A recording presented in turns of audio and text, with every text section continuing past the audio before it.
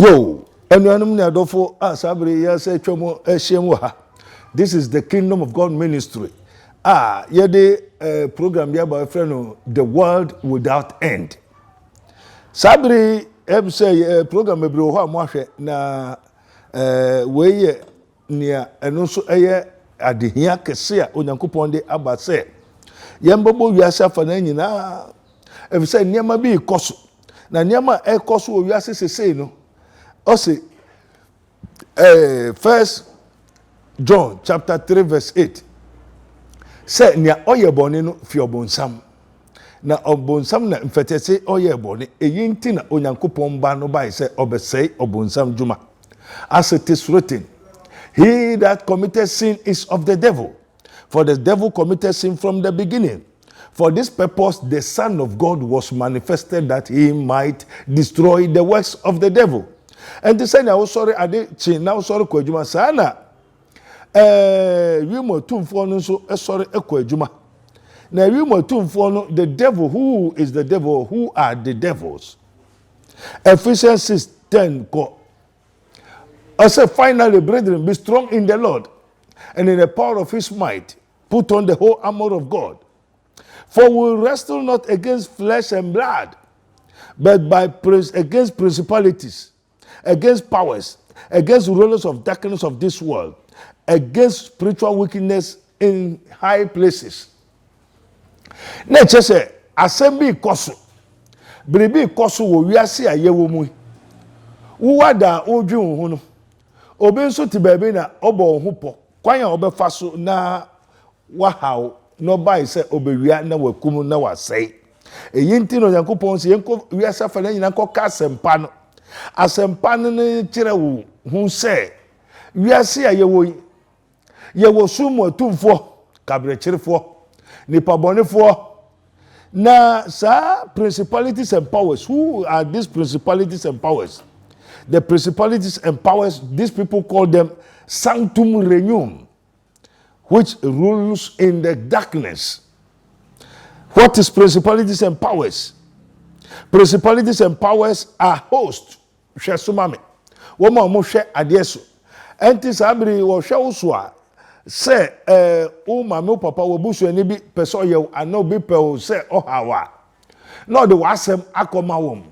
Na one so principalities and powers only a host what hwe so almost san one wo mo sofo wo mo malam wo mo densini wo mo kremoni ana wo mo bayfo busufu duefo one so one in communicate send ye wo prophets no pastors and teachers and evangelists and this sana we have the prophets and the pastors and the teachers of the principalities and powers, which are the false Christ and the false prophets. And you say, well, for bribi, now what their cautious are to me said to me and control. When they took anything of your glory, they send it to those, their people, to take control over your life, your spirit, your soul, your body. So these people are in everywhere fighting against man, misleading people, disturbing people in all their ways and their lives.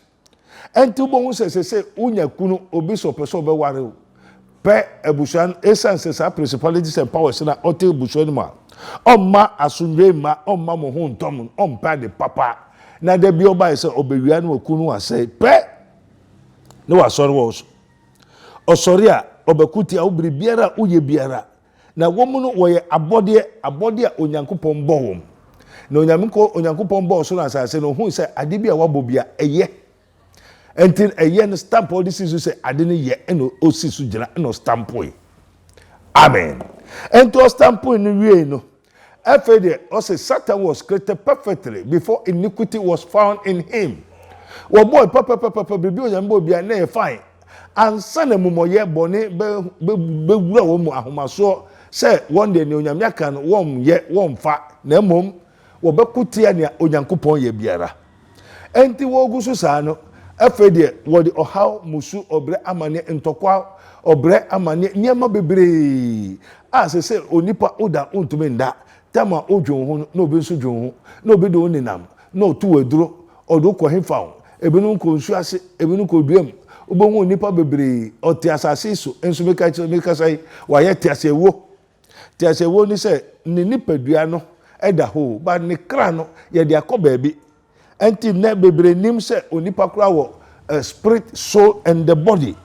What you say? As it is written, and the very God of peace sanctify you wholly. And I pray, God, your whole spirit, soul, and the body be preserved blameless unto the coming of our Lord Jesus Christ. Say, you know, onipadua ohun kra ena bonsamfo no kutia na kutia okra na nefe ade no abafa onipadua na control ohun enti ne ade no be kire obi a eno na oye wankasa onde ohun enti sabri Awurade se mbo mamane hina oyare onua bi wo hospital onua bi wo baabi wachi waya ye penkrofo a woso wonje hwindi e wo wiase. What I say, obi a wiase afro asofo kro onje asofo ndi biom onje nyankopon ndi onje hwindi na fe de sene wiase afro no be sa krofo me hia nipa 5000 na behwe sobiri pop betwefik in Nazareth as it is written, come unto me all ye that labor and are heavy laden, and I will give you rest, and you may find rest for your souls.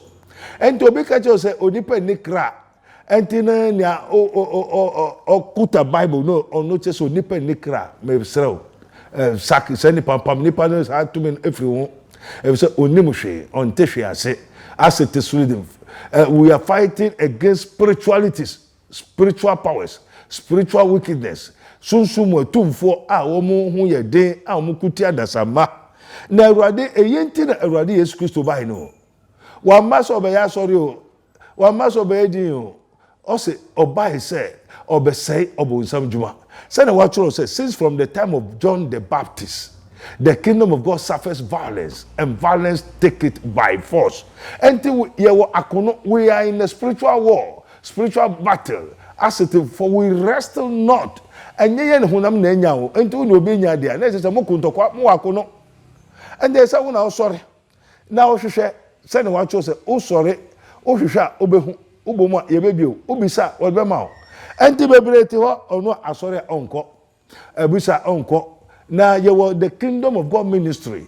Ah, ye hon ye nsore nkwa bisa wo baby. Ye nsore nkwa hwehwe e say ye nyame no ohun oti onim. Otumeye eye Yesu Kristo. Ento ba the kingdom of God ministry enye me nche no aba. Na mom ye ngurade Yesu Kristo osoro asase wura se na wa twero se ono na Awurade soma no se na Onyankopon do wiase nti. E na osoma ne doba Yesu Kristo. De mai se obiara obegye di no wanyera na mom wanya dankwa no everlasting life. So what we are preaching everlasting life, the power that surpasses all powers, the power that is far above principalities and powers, rulers of darkness, witches and wizards. That is everlasting life, and it is in Christ, as it is written, in him is life, and the life is the light of men, and the light shining in darkness, and darkness comprehended it not. Nimu na nkwa wo na nkwa no ni onipa han na han no hire wo sumu na sumu entume endi so enti sabiri ya ugusu tie world without end. The kingdom of God ministry, Rabboni spiritual research and divine medical laboratory. O hwehwe obehu obomu a yebebio obisa edwema o sabiri hwehwe sori na hwehwe entrance emo bi nka nkyere o. And trust the Bible says, "Niya hu ni ate, eni yedi hu adansiye." Enti yerebo wa manye say, "Sabiri a eye dispensation of what? A perilous and perverse generation." Nipa wo wi ase say no, faithless, perilous. Wanje hwindi monia atra wi ase nti ama anje ndi honhom. Abo fa wi ase nyina on tehwe ni ho ase ni o ka bibia just ade ne ye den eye nansa. Na taba de be ye no be so ro be hunu na sa de ko de be ye ne na de aye no enkrofo bebreba na no se papa bi bai wa fani nyama wa gwan kra na chese ade na hye ne so no ontume enti sabere wo how bi bribi how bribi ko so wa buso no o how no e wo hodida enti de hwe fre number yi 02085995576 02085995576 NFA 0278977215 0278 977215.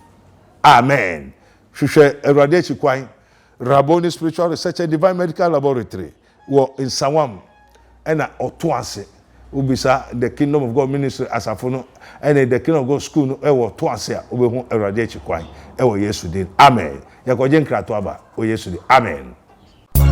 Rabboni Spiritual Research and Divine Medical Laboratory. A spiritual hospital and Kasa. Yeah, according to Rabboni Spiritual Research, they say, Sunsun, and no call doctor to doctor, hospital, Obekasa, Nescana, Asaya, they two months, Kupon Kasa, and a ball and pie, Mania, Ubeyari, according to the spiritual world, Onyamia Mayako, Yati, Yenim, and the Yeka Wasem say, witchcraft power is a very dangerous.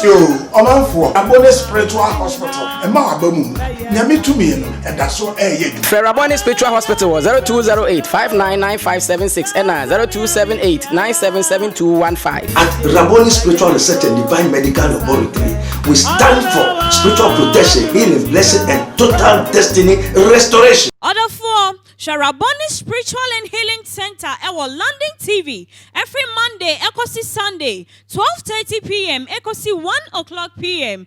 Kayo, Saturdays, Yaboni 12:30 p.m., Ekosi 1 o'clock p.m. Yasambo every 4:30 p.m., Ekosi 5 o'clock p.m., our London TV.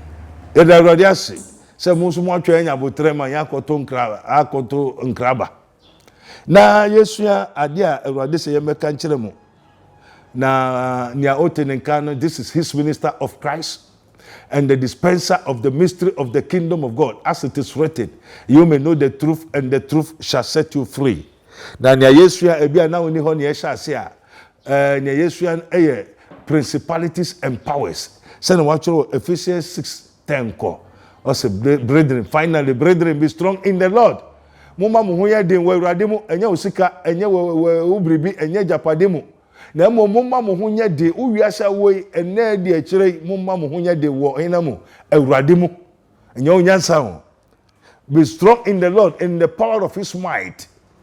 Just say, for we wrestle not against flesh and blood, but by principalities, against powers, against rulers of darkness of this world. And in the Ekeka, who also yin a member Mukokono. Say, Mumma Muya de Radimu. Na ye were a rumor 2 for 1 1 day. Omukutia Nipa, Kutia Dasama, Kutia Wenunyam, Usquako, Ubenyo Kutia. Bribia ye biara, Adibia Otonwa de Obekaso Novini said, Woman only Mugana Sunina or town. Woman only one school or town. Woman one bobra una for a info baby, Unian Kasa, Papa Bushanimo, and Kasa Satumin Ewo. When we talk about principalities and powers, they are spirit beings, which we see them not, but they work through human beings. What the Nipasu, what Nam Nipasu, and what the Juma. And as any panels obey them who this share over Rabboni Spiritual Research and Divine Medical Laboratory, Work Hospital, Yaribiabo. So many years near Yaribi or Halbi or Bre Amania Ushechikwa to me, Tiasie. Onsa, Usofone Semen Kobebia, and then sorry, and Ejinipa, near Ejinipano, or friend Jesus Christo. We say there's only one person whom God have approved, the angels have seen, confirmed by the Holy Spirit, that for God so loved the world that he gave his only begotten Son, that whosoever believes in him should not perish, but have everlasting life. To be a new Obenya, baby, no Obekwa Humberto, just a young Radi Jesus Christo, or soon as I said, on what you also to me, as I said to me, as I said to me, as an inside. And the Abos of Father falling as a Jesus Christo, I say, and the yes, one my who quite, also, but ye shall receive power. After that, the Holy Ghost is come upon you, and ye shall be witness unto me, both in Jerusalem and in all Judea, and in Samaria, and unto the uttermost parts of the earth. Musaka to me now, concluba muso, moving to me no, and one day no, now concludes or no beba, and young abaco friend, unim maybe no ba or church or cacao, no achel, bay away, send us to Yahweh, say, abrante de ade e woni so ne ha onipa ne kutia ne ni enti ye ne se o ye ne se a ebeye se sa na Awurade akire ni enti sa honhomboni a wotete nipa mu ene moa ene nnua mu wotete nsuo mu mra wo ye ebone no fi soro Onyankopɔn pam wo mu no ebinum ka wiem ebinum ka omununkum ebinum wo wiem ebinum wo osramu mu say they have taken the whole world, they have conquered and dominate the world. Ena kana ye ni mu Kristo ye Kristo maye no. Na Yesu Kristo wo ho satam so maye no. Ena nananum akogye sa atumi no. Akogye sa anumi no. Ena wodi ye na wodi ye enne wiase nyina apro atete apansam. Enne omofra no ye wo a senya Onyankopɔn aka no asɛm onyame aka bi every word of God is pure and is a shield to them that put their trust in him. As it is, thou now shalt not suffer a witch to live. Thou shalt not suffer a witch to live.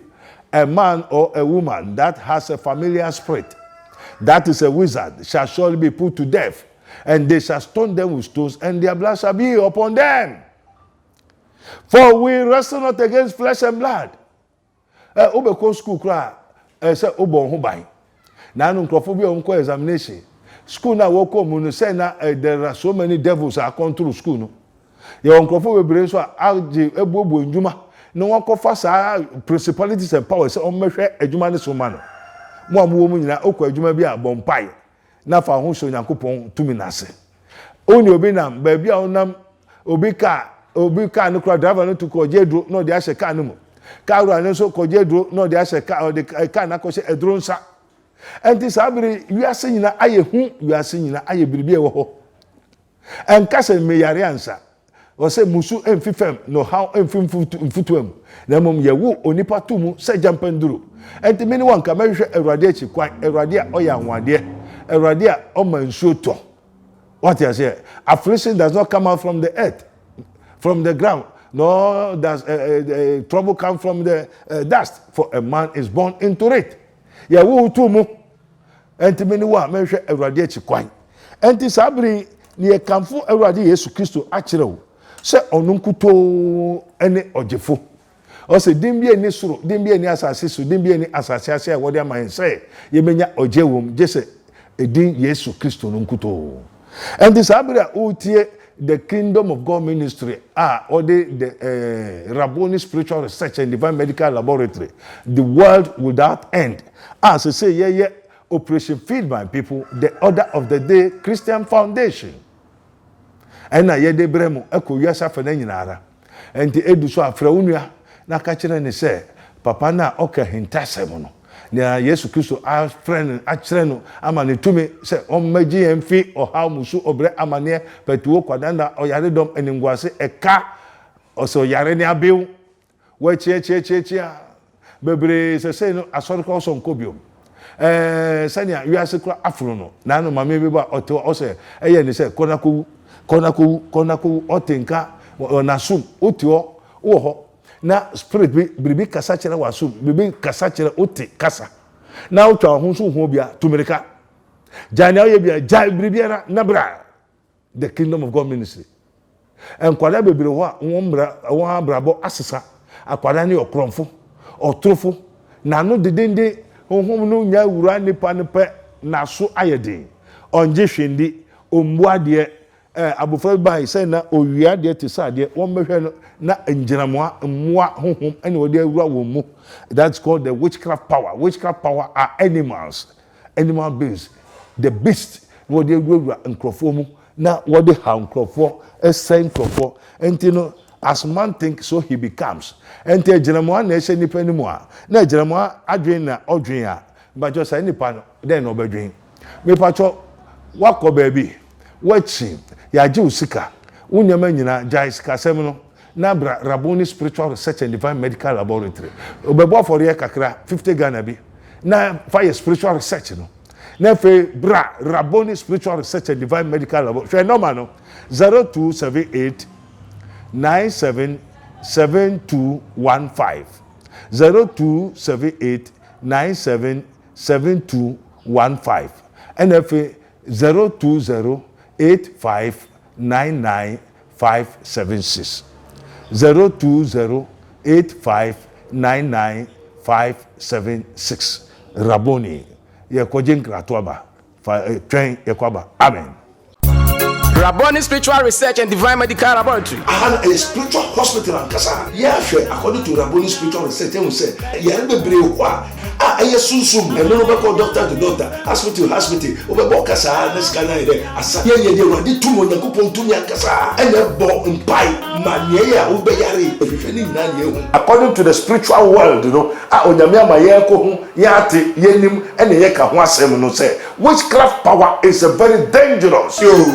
For Rabboni Spiritual Hospital, and Mabamu, Yami to me, and that's so Rabboni Spiritual Hospital was 0208 599576 and 0278 At Rabboni Spiritual Research and Divine Medical Laboratory, we stand for spiritual protection, healing, blessing, and total destiny restoration. Order for Rabboni Spiritual and Healing Center at London TV every Monday, Ekosi Sunday, 12:30 p.m. Ekosi 1 o'clock p.m. Kayo Saturdays, Yaboni 12:30 p.m. Ekosi 1 o'clock p.m. Yasambo every 4:30 p.m. Ekosi 5 o'clock p.m. at London TV. Say yakojen krato motwem yakojen krato aba say ne wo san kire mu no yegususua o meto ye dia na efe na ba Rabboni Spiritual Research and Divine Medical Laboratory ogusu da niam bia di afa the mystery of the principalities and powers. Say na wachuro wo Ephesians 6:10 going no or say finally brethren be strong in the Lord. Mumma mu hunya de o wa urade mu me ba cho to wan kwa sori kra se ohun titi ohun kikao ena nye se kwa sori nso keke asori ne so insrani ne ohun ye na wagie di enti ne onyame beka bia ese ogidi na otu ho anamo enye asam ne tiefo ayurefifo na mom ye asam ne tiefo yefo na ne ubetu anamo se na Yesu aka say why call ye me Lord Lord and you do not do what I say. Luke 6:46. Why call ye me Lord, the Lord, and you do not do what I say? I then mo frame radie na mo make semono mo ye. Ebiani ni o. O say wo how obere wa mane enti na Yesu Kristo eba wiase. The purpose of our Lord Jesus Christ coming into this world. Oba wiase. Or say what you say he that committed sin is of the devil. For the devil committed sin from the beginning. For this purpose, the Son of God was manifested that he might destroy the works of the devil. For this purpose, what purpose? For the works of the devil, that's why Jesus Christ came into this world. So, if Jesus Christ came to destroy the works of the devil, therefore, you too, you have something to do. Now, something is going wrong in your life. Baby, yede, koso o abrabomu. Na ne oyebone no fi obonsam na obonsam na mfitiase oyebone eyi nti no Nyankopon ba no bai se obesei obonsam njuma no ne we obai se obewia na wakum no wasei. This in the Italian language called mavamuye massacre. What you say? Obai se obewia na wakum no wasei. Now these principalities and powers, they are called sanctum regnum, the kingdom of darkness. Wonso womo asasisu onyame na ebo wom no onyame ambo onyame bo wom no also the Satan, the Lucifer, devil was created perfectly before iniquity was found in him.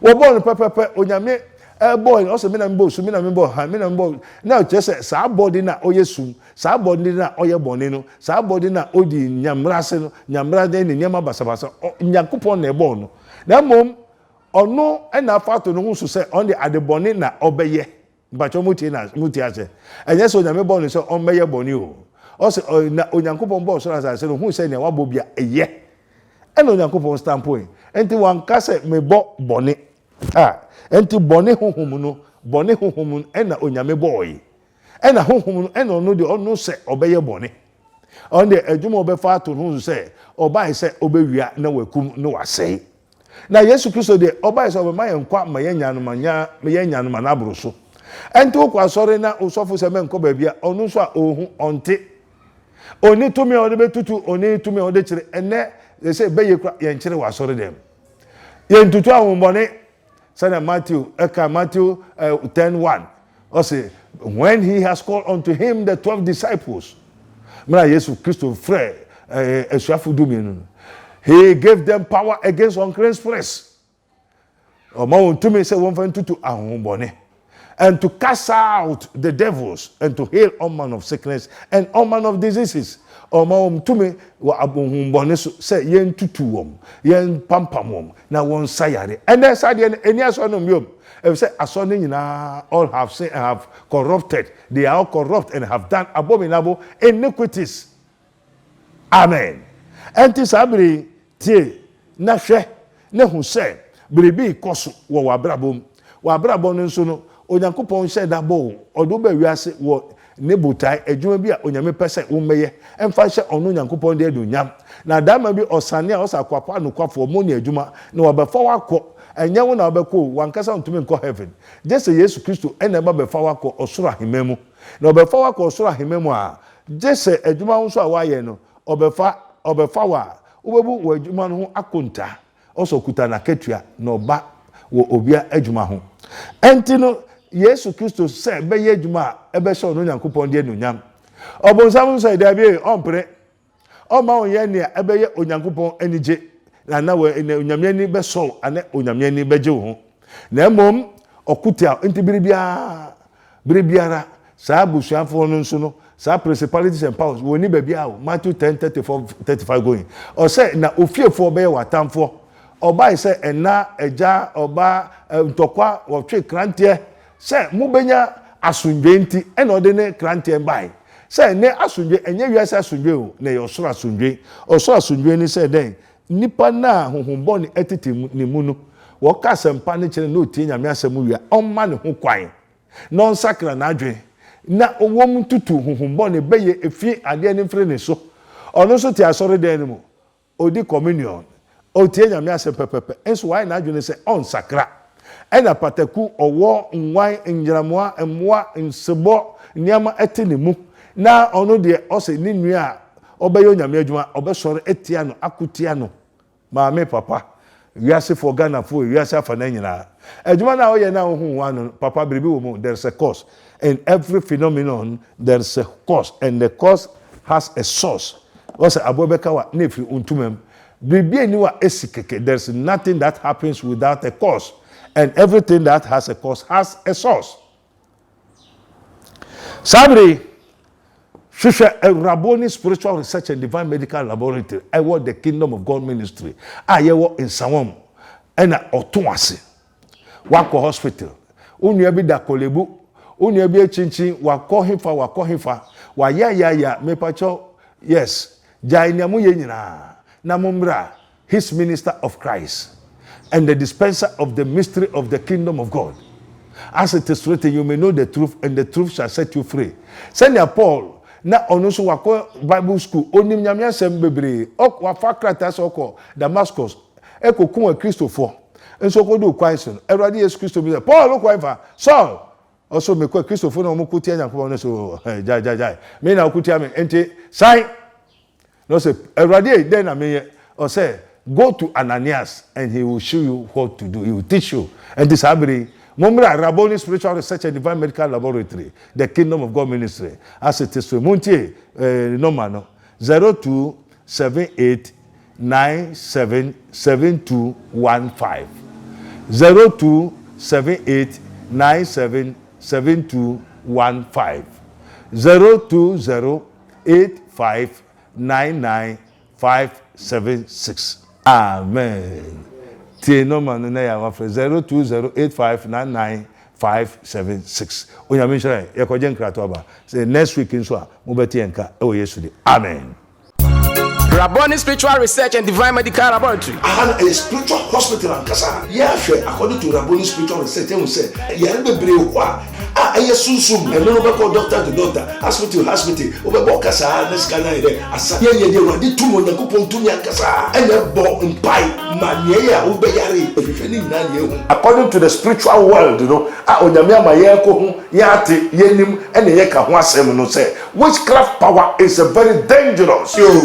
For Rabboni Spiritual Hospital, and Mabamu, Yami to me, and that's what Rabboni Spiritual Hospital was 0208 599 576 ɛna 0278977215. At Rabboni Spiritual Research and Divine Medical Laboratory, we stand for spiritual protection, healing, blessing, and total destiny restoration. Order for Sharaboni Spiritual and Healing Center our London TV every Monday, Ekosi Sunday, 12:30 p.m. Ekosi 1:00 p.m. Kayo Saturdays, Yaboni 12:30 p.m. Ekosi 1:00 p.m. Yasambo every 4:30 p.m. Ekosi 5:00 p.m. our London TV.